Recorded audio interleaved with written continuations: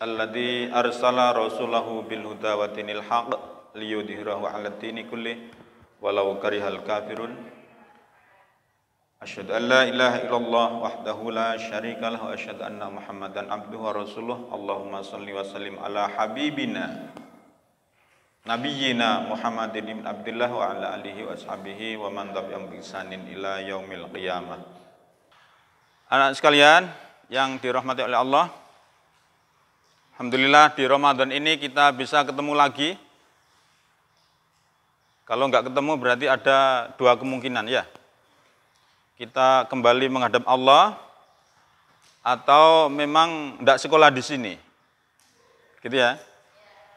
Nah, kita semuanya umat manusia ini hakikatnya adalah asalnya dari Allah. Diciptakan oleh Allah. Gitu ya. Aslinya itu dari surga. Kakek moyang kita, Nabi Adam, itu penduduk surga. Tapi karena Allah kemudian pengen menciptakan sesuatu yang kita sendiri tidak tahu, pengen menjadikan manusia ini makhluk yang banyak gitu, dan akhirnya Nabi Adam dibawa ke bumi. Gitu ya. Dengan diberi kunci surga. Anak-anak tahu apa kunci surga? Enggak tahu ya? Miftahul jannati la ilaha illallah. Jadi kunci surga adalah la ilaha illallah. Ungkapan la ilaha illallah itu kunci surga. Loh kok bisa berupa kata-kata Pak? Kunci. Nah masa lupa kamu dengan HP kamu? Zaman sekarang kan banyak itu yang HP-nya di password dengan kata-kata ya. Nah iya. Nanti kunci surga adalah la ilaha illallah.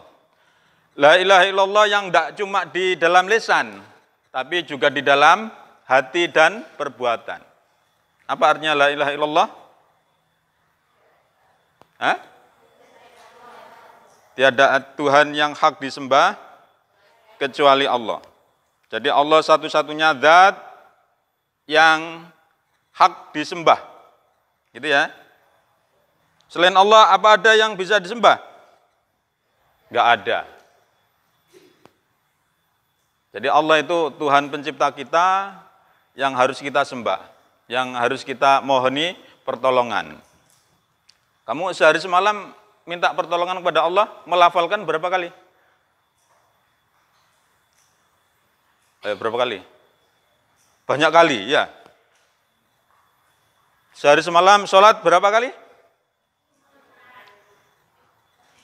5 kali, 5 waktu. Berapa rakaat? 17 rakaat. Berarti baca Al-Fatihah berapa kali? 17 minimal ya. Kalau di bulan Ramadan ini minimal baca Al-Fatihah berapa kali? Minimal 11 tambah 17 28. Belum sholat sunnahnya ya. Ayat Al-Quran mana yang menunjukkan bahwa kita itu mohon pertolongan kepada Allah?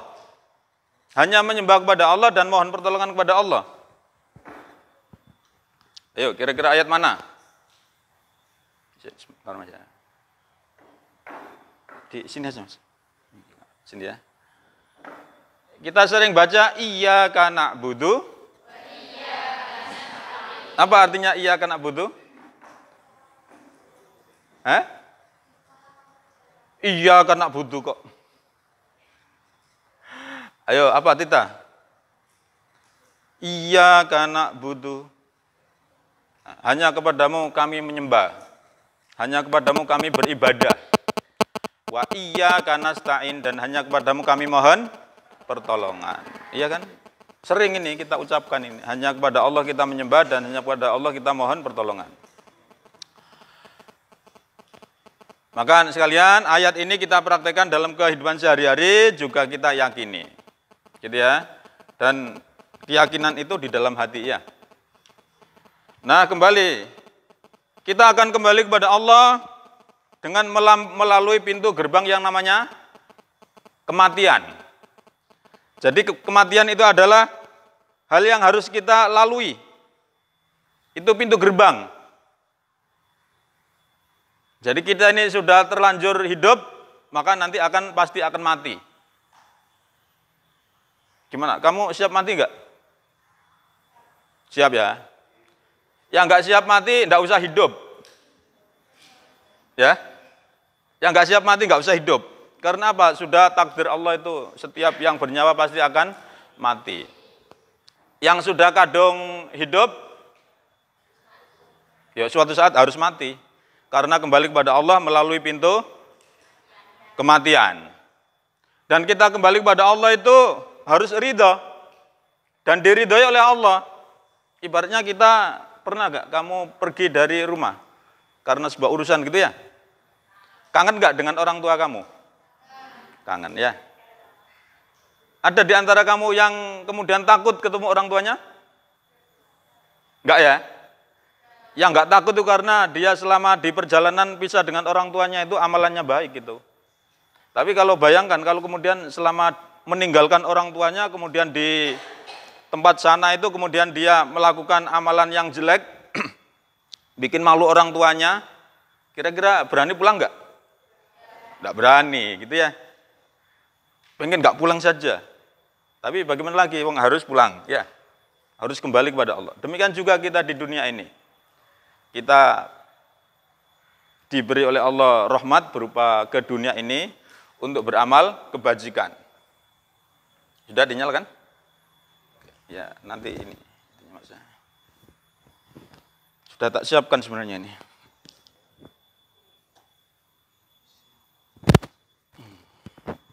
Makanya sekalian, ini ada ayat yang bagus sekali dan monggo dihafalkan ini. Ini saya senang sekali dengan ayat ini. Ya ayyatuhan nafsul mutmainnah irji'i. Kok enggak ada yang nyaut? Ya ayyatuhan nafsul mutmainnah irji'i ila rabbiki radiyatan mardiyah. Fadkhuli fi ibadi wadkhuli jannati. Wahai jiwa yang tenang, nafsul mutmainnah, irji'i, kembalilah kamu. Lah ini, kembali kan?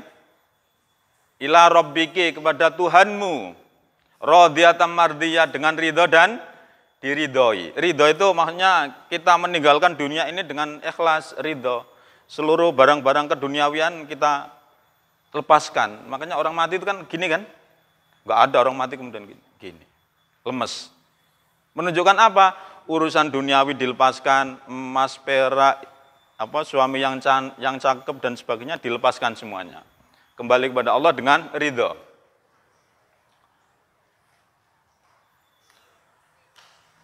Irji'i ila rabbiki radiyatan mardiyah, fadkhuli fi ibadi, masuklah kamu ke dalam golongan hambaku, wadkhuli jannati, dan masuklah ke dalam surgaku. Amin. Gitu ya.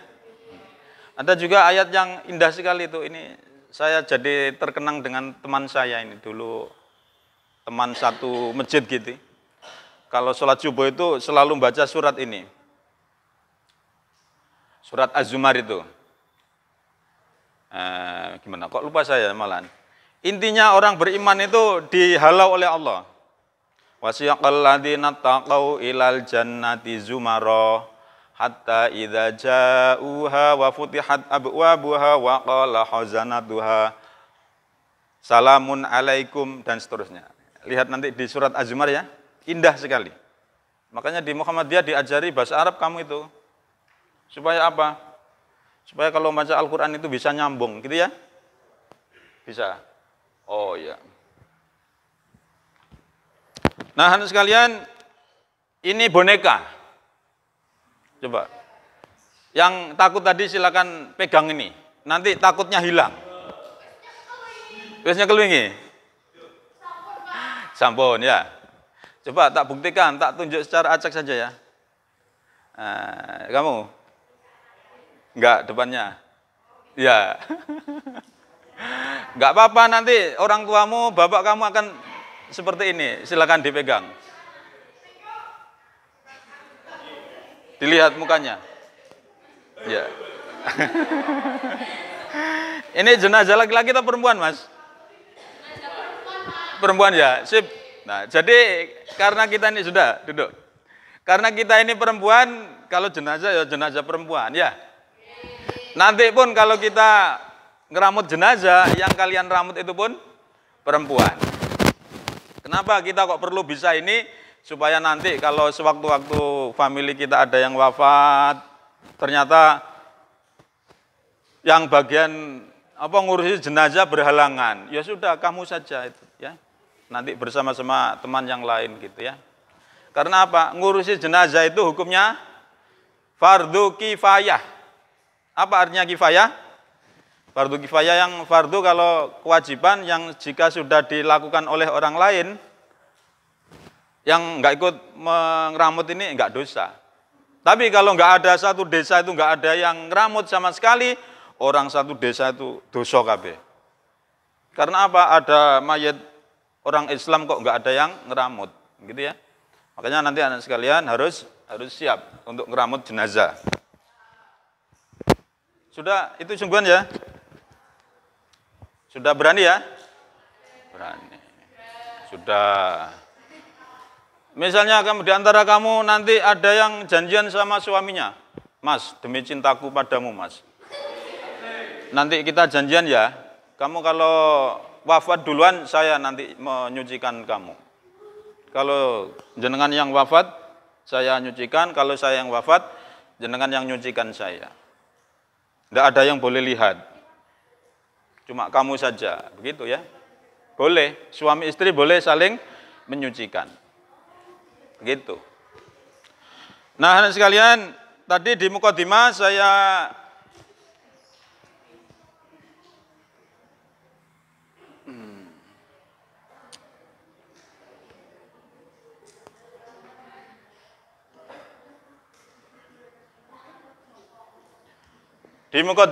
saya sudah menceritakan bahwa hakikatnya kita pasti nanti suatu saat akan mati, ya.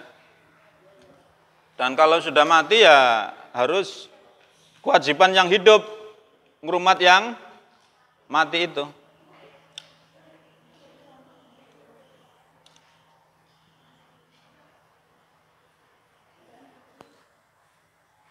Nah, ini ya.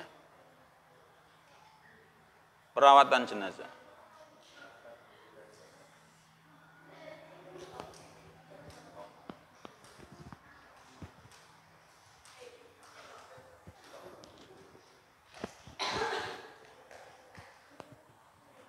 Ini program apa ini kira-kira? Ada yang bisa bikin kayak gini? Bisa ya? Sip. Ini kemampuan minimal kamu anak sekalian ya. Jadi jangan sampai kamu lulus dari SMK Muhammadiyah bikin slide di PowerPoint saja nggak bisa. Harus bisa. Sekarang itu trennya itu bikin slide di Canva. Sudah ada yang punya akun di Canva?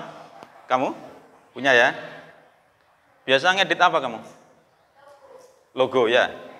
Logo pamflet. Berapa logo hasil karyamu? Baru satu ya?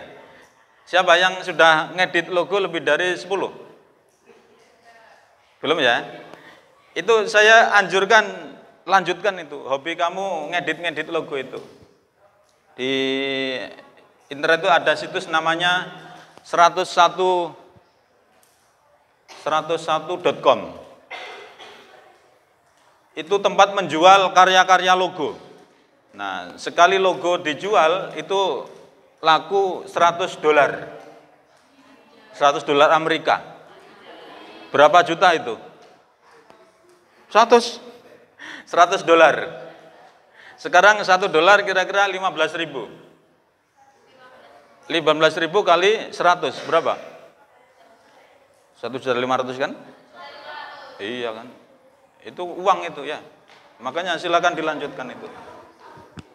Oke, kembali ke sini.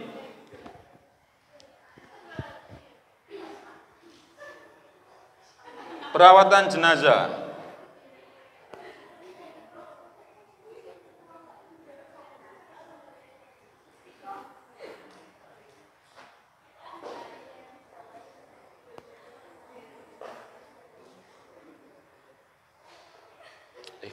Kok lemot banget ya.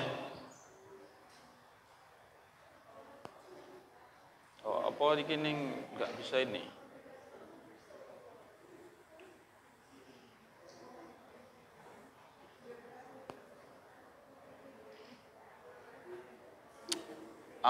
Access security disable. Yang jurusan ini TKJ bisa kayak gini nih. Saya enggak bisa ya. Mana yang TKJ? TKJ dan MM. Oh ya, sudah proses ini. Oh ya, sudah. Kamu yang bagian ini, Mas.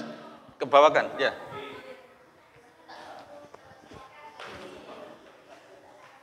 Oke, ketika ada orang wafat, biasanya di masyarakat kita, ini tradisi masyarakat kita, itu ada pengumuman.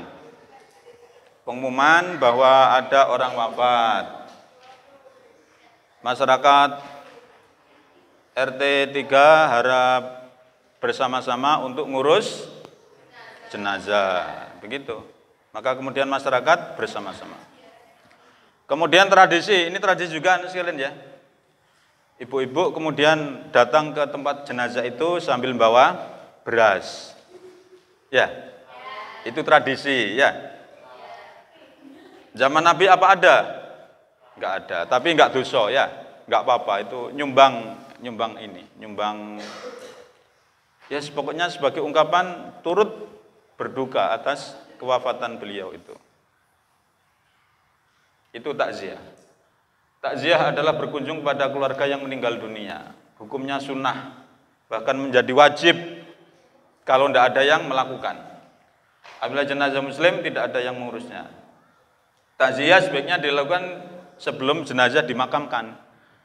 Jadi kalau ada pengumuman mati, segera ke sana gitu ya. Dengan niat apa? Satu, meringankan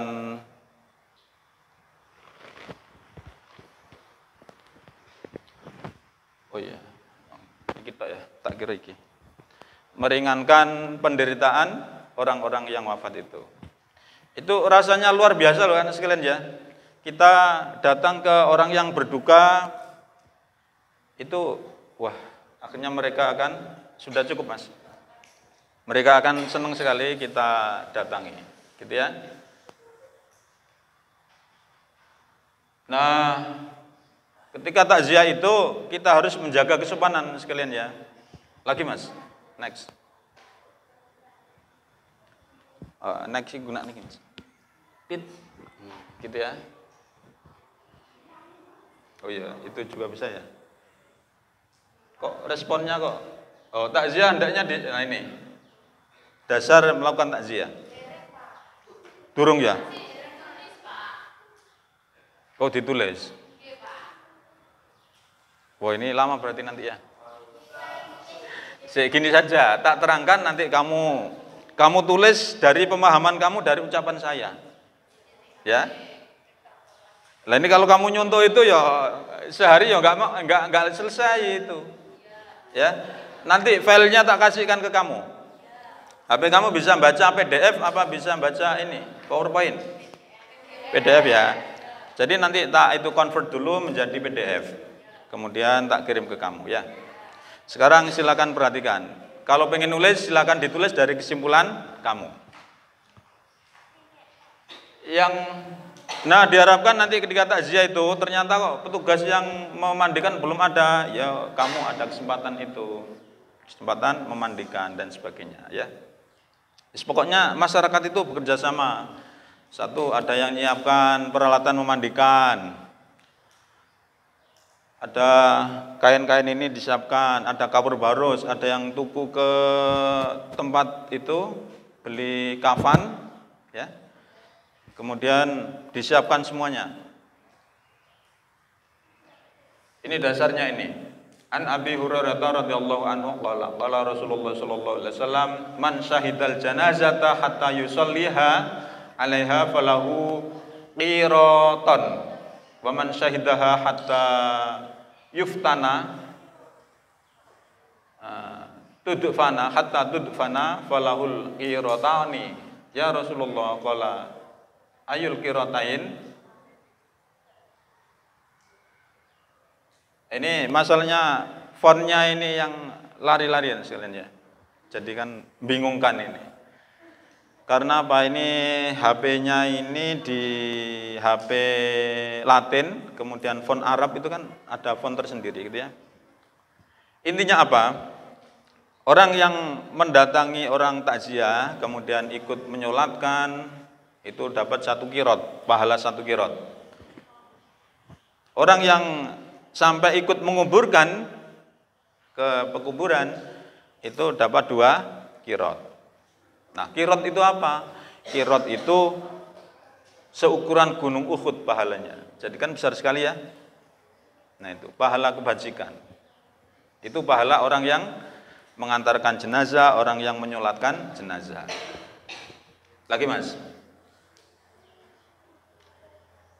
Takziah hendaknya diniati dengan ikhlas lillahi ta'ala. Berdoa agar jenazah diampuni dosanya, dirahmati Allah. Memberi nasihat kepada ahli ini, keluarga yang ditinggalkan, sabar mas G. Ini ujian, semua kita adalah milik Allah dan akan kembali kepada Allah. Sambil nepuk punggungnya gitu. Walaupun cuma ucapan sabar mas G, itu nanti didengar oleh itu tuh, waduh srep gitu. Walaupun dia nangis, tapi itu adalah manusiawi nangisnya itu ya. Nah, anak sekalian, kalau nanti ada di antara keluarga kamu yang wafat, hindari nangis meraung-raung. Saking sedihnya meraung-raung. Bapakku, aku seurung nikah kok tinggal mati piye iki. Sapa ning nikahke aku engko dan sebagainya. Akhirnya juwa mbak rambutnya, benik-benik didedeli kabeh sebagai bukti kesusahan. Itu ndak boleh itu. Ya. Nggak boleh. Apalagi nangis garang-garang untuk dipraktekkan, dibuktikan kepada semua orang, ini loh saya cinta sekali sama bapak saya, makanya ketika beliau wafat, saya nangis. Nah, itu nggak boleh itu ya. Itu namanya air mata buaya itu, bujui. Kalau cinta sungguhan ya sudah yang sabar, tahan, apa wasiat beliau dilaksanakan. Gitu ya. Jadi anak soleh itu bukti kamu sebagai orang yang cinta sama beliau. Jadi nggak usah nangis garong-garong, nggak usah. Yang tidur siapa itu? Nulis ya? Oh, nggak usah nulis sambil tidur. Oke, lagi mas. Ziarah kubur. Nah, sekalian, ziarah kubur ini menurut hadis Nabi ini disunahkan. Gerejalah kamu ke kubur karena sungguhnya ziarah kubur itu dapat mengingatkan engkau kepada kematian. Tapi bagi lihat kondisinya anak sekalian ya. Lihat kondisi kita. Misalnya kamu perempuan-perempuan ini kok orangnya kok jereh banget. Ke kuburan nanti khawatir semapun untuk kuburan, yo enggak usah ziarah kubur. Ya. Mau ikut ke kuburan, kok nanti khawatir di sana malah semaput gara-gara sedih yang berlalu, nggak usah, gitu ya. Apalagi yang meninggalkan itu keluarga dekat kamu, nggak usah ziarah kubur. Besok saja kalau sudah tenang, gitu ya. Jadi intinya ziarah kubur itu dianjurkan, gitu ya. Lagi mas. Ziarah kubur hendaklah didasari dengan niat karena Allah, hendaknya berpakaian sopan dan menutup aurat. Nah, termasuk juga ketika takziah tadi ya sekalian ya, yang sopan pakaiannya itu. Nah, sopannya bagaimana? Misalnya ke itu ya pakaian yang sederhana saja, pakaian putih atau warna-warna yang gelap gitu ya. Enggak usah bawa perhiasan yang macam-macam, enggak usah. Just pokoknya menunjukkan suasana duka lah, gitu ya. Itu jangan sampai ke tempat takziah bawa gelang keroncong sak itu. Ketika jalan dikeruncing-keruncingkan gini, enggak boleh ya. Lah saat masuk ke kuburan, kita itu berdoa. Bagaimana doa masuk kuburan?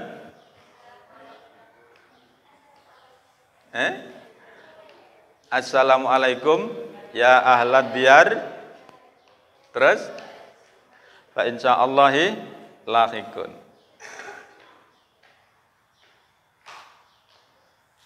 Atau assalamualaikum ya ahlal kubur minal mu'minin wal mu'minat fa inna insyaallahi lahiqun. Lah kalau masuk ke kuburan itu enggak boleh bawa sandal itu. Sandal diletakkan di luar kuburan. Nah, enggak boleh dibawa masuk. Diletakkan ya. Dan jalannya itu pun di sela-sela kuburan sekalian. Sela-sela kuburan. Enggak boleh kemudian masuk kuburan nyak-nyak-nyak ada nisan dilangkai, ada kuburan dilangkai tengahnya, enggak boleh. Oh, kecuali enggak tahu kan enggak sengaja ya. Ya makanya intinya lihat situasinya. Oh ternyata kuburannya rumbuk banget, akeh durine. Kalau ini nanti enggak bawa sandal ya kena duri, ya bawa sandal gitu ya. Tapi aslinya masuk kuburan enggak boleh bawa sandal. Harus dilepas. Lagi Mas? Nah, tidak boleh meminta tolong kepada orang yang dikubur. Ya. Ini kan banyak orang-orang yang ziarah kubur itu malah karena yang dikubur itu konon orang sakti, akhirnya malah minta pesugihan di sana. Tidak boleh itu, ya. Ini nanti menyalahi dari iya kana budua iya kanas ta'in. Jangan sampai minta sama yang dikubur Mbah Raden Jonggrong nyuwun pangestune supaya saya jadi pejabat misalnya gitu ya. Tidak boleh. Jadi orang ziarah kubur untuk mengingatkan kematian. Walaupun kita ziarah kubur ke wali itu pun untuk mengingatkan kita ke kematian. Nah ini loh bukti para wali ini dulu pejuang Islam, orang yang dekat dengan Allah ini pun juga wafat. Apalagi kita yang orang biasa ini pasti juga wafat. Makanya ayo persiapan untuk menuju kepada Allah, begitu ya. Perawatan jenazah. Ada 4 tahap perawatan jenazah. Nah ini sebelum orang wafat itu anak sekalian ya, itu biasanya mbah-mbah kita, ibu-ibu kita itu tahu, orang yang pernah mendampingi orang tuanya wafat itu biasanya tahu tanda-tanda orang menjelang wafat itu. Misalnya telinganya ini sudah lemes, lawir gitu ya. Ini katanya loh ya, tapi saya belum pernah. Yang kedua, biasanya itu ngengeknya itu ngengek taek gagak, taek hitam gitu. Itu biasanya orang sakit yang sudah parah sekali. Tapi ada juga orang yang wafat itu enggak melalui fase itu. Kadang kecelakaan, barang kan bisa ya. Makanya anak sekalian, saya pesan betul kepada kamu semuanya ini posisinya sekarang sedang jihad fisabilillah, menuntut ilmu ini. Jangan dikotori dengan amalan-amalan yang bisa membatalkan jihad fisabilillah. Misalnya nanti ketika pulang kok dilala wafat kecelakaan gitu ya, insya Allah husnul khatimah itu harus bersyukur itu. Iya insya Allah ya. Makanya tadi apalagi semalam sudah terawih, sudah beramal kebajikan gitu ya, dilalah malaikat sudah mengendaki untuk mengambil, ya sudah waktunya, tidak bisa ditolak. Memandikan, mengafani dan sebagainya. Ini langsung cepat saja ya. Saya nanti jam berapa? Jam 11 ya. Karena sampai jam itu nanti supaya bisa praktek nanti setiap kelompok nanti akan mewakili ada yang memandikan, mengkafani, mensolatkan. Ya. Kita praktek sekilas. Nanti ini sebenarnya pelajaran kelas 2 ini, kelas 2 semester 1. Memandikan. Igsilu hu bima'in wasidrin. Mandikanlah dia jenazah dengan air serta daun bidara. Hadis riwayat Bukhari dari Ibnu Abbas. Ini dasarnya, bahwa nanti akan ada prosesi memandikan. Yang kedua, mengkafani. La taqulu fil kafani fa innahu yuslabuhu salban sari'an.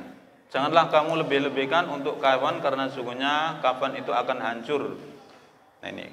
Kain kafan pun dipilihkan yang paling murah sekalian ya. Yang paling murah. Karena apa? Secara zatnya ini akan kembali ke tanah dan rusak. Lah misalnya kamu nanti jadi orang kaya sekali, woi, aku duwe donya akeh, Pak. Eman-eman ini kalau donya tak tinggal ndok donya. Mau saya bawa ke akhirat, monggo. Monggo, silakan, dan itu silakan dibawa ke akhirat. Caranya bagaimana? Ayo, caranya bagaimana? Membawa kekayaan kita ke akhirat. Disedekahkan. Ya, ada anak yatim, fakir miskin, ini tak kasih makan, ini tak bandanin do, beasiswa untuk kamu, untuk semuanya. Ada orang jompo dikasih, pokoknya untuk amal kebajikan sampai habis, boleh, ya. Karena untuk anak-anak mungkin sudah cukup ya. Nah, itu cara untuk membawa harta ke akhirat. Nanti di akhirat akan kembali kepada kita semuanya yang di dunia ini. Begitu, itu caranya membawa harta kita ke akhirat. Makanya sekalian, nanti kalau kita di antara kita ditakdirkan menjadi orang yang berlebih secara materi, harus bersyukur. Bersyukurnya bagaimana caranya? Ya dibawa ke akhirat. Lewat sedekah ke tetangga-tetangga, fakir miskin, anak yatim, ke manapun, begitu ya. Maka dalam mengkafani pun tidak boleh pakai barang-barang yang mewah, tidak boleh, gitu ya. Termasuk juga ini kijingnya untuk atasnya itu, ya. Itu ada hadis itu yang melarang itu bermewah-mewah itu. Padahal tradisi di kita kan kijing itu diperbaiki, gitu kan. Nah, nanti kamu pun kalau pengen berbakti sama orang tua, caranya bukan dengan ngijing dengan yang bagus, bukan. Tapi ajaran orang tua yang baik-baik kamu lestarikan. Kamu sambung silaturahmi orang tua kamu dengan teman-temannya, begitu ya. Harta kekayaannya kamu gunakan untuk kebaikan, untuk membandani fakir miskin, anak yatim dan sebagainya. Itu bukti kamu berbakti sama orang tua. Yang ketiga, mensolatkan. Shollu ala mautakum.